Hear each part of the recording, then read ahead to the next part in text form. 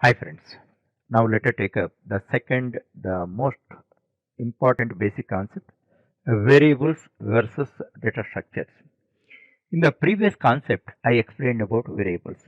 Variables means nothing but named memory containers. Named memory containers. This is age. In this, your age is stored. Its type is int. Always you remember like this. One picture. Why I am drawing pictures, it is simply registered in your brain instead of reading thousand words. By having a glance of one picture, you can have better understanding and you can own the concept. Now already I told you why it is called variable. Variable means, just you understand with this example only. Now to this year your age is 20 years. Previous year it was 19. 19 was replaced by 20 this year. Next, what will happen next year? 20 will be replaced by 21 next year. Understand? In this context, it is called variable. And always it is a memory container associated with a name. Suppose you construct a house named it as sweet home. Hereafter, everybody calls that home as sweet home. In the same way, this memory container is called as with this name, and it is having a type. Its type is int. So, what you understand variable means immediately it is a named memory container of particular type.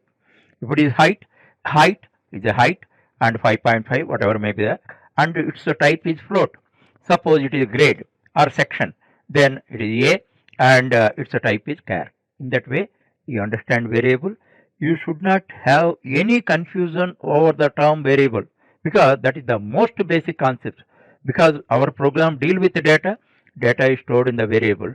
If you have doubt about variable, how can you progress? How can you get command over that? That's why I am stressing on that and explaining. So here variable is having a limitation. What is the limitation? The variable we can store a single value. Suppose this pocket, I take it as a variable. I can store only one value. Assume that I can store only one value. So here already you have seen the example. One age we stored, one height we stored, one section we stored. So if you want other one more variable you have to create. That point you have to understand. That is a limitation. But in real life, we deal with multiple values as a single unit, like your marks report, mark list 5 6 papers are there, and many things are like a list of names are there, multiple names, not a single name, multiple names. That's why we need another type of memory container. Before explaining about that, suppose you are able to store your cell phone or pen in your pocket. Okay, this is like a variable. You have carried 10 books to your college. Then can you use this? This is not suitable. You use a appropriate container. What is that?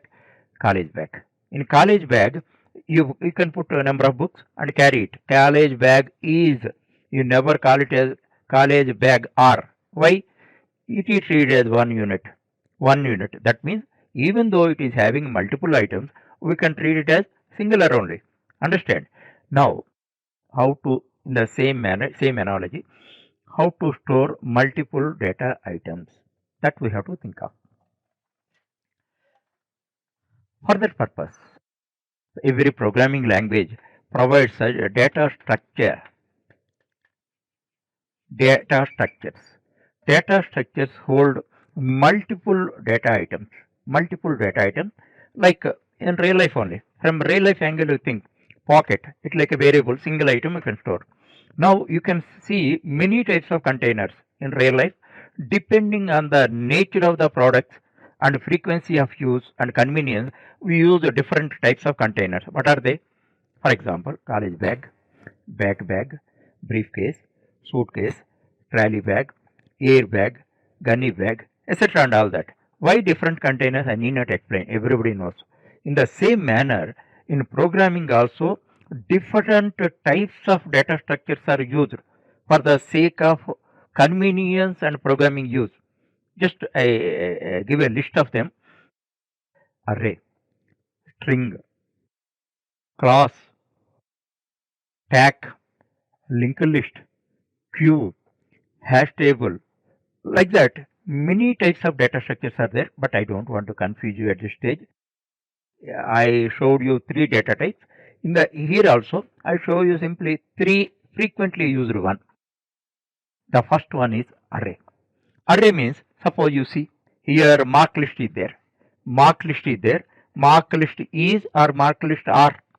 Actually, in one data structure named array, you are storing your mark list. Contains 5 papers: 42, 51, 63, 72, 39. Mark list. This is mark list. Okay, this is array. Array. In this all same types we are storing. This is a data structure. Simple and fundamental data structure. Second one is now string. In string, you can store your name or any text.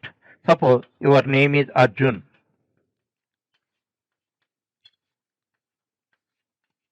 This is string.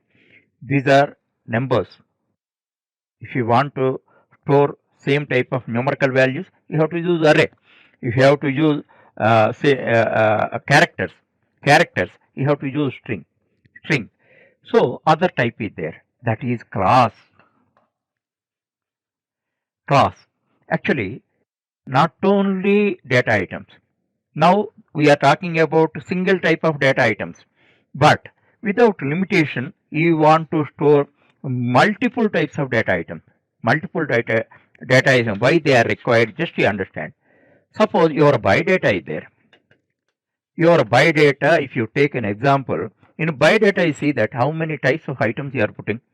Suppose you are sending your buy data for a resume, then your name, your age, your height, your weight, your qualifications, your marks, your grades, other things and all that, a big list of things you put. They are belong to different data types. So that type of container we have to use, that is called class. Now just a simple example I give you, class example, by data. The best example. Here your name is there, your age is there, your mark list is there, your address is there. If you see that name is a string, age is an integer, mark list is an array, integer type array, and address is there, it is an array of strings. That means address, many strings are there, array of strings. Like that, many they don't bother about, just take the basic information. So in that, different types of data structures and this thing we are, and one more thing is also there. We perform operations. For performing operations, we want functions. Don't worry about the later, we know. Functions are there. Functions also you can place in a data structure. In a data structure named class. This is a wonderful thing, and this also, Java is a true object-oriented programming language. So from class only we develop objects. Class is like a blueprint. Class is like a blueprint, and object is a real thing. Once we develop a blueprint, suppose you want to construct a house, what to do? First you develop the blueprint. From the blueprint, according to the blueprint, you construct your building. So that is object. Your building is object, that is a real thing, and class is a blueprint. That is a concept that you have to understand. So here three types of data structures I introduced for the sake of better understanding. That is the difference between a variable and a data structure. Variable is meant for storing single value. A data structure is meant for storing multiple values.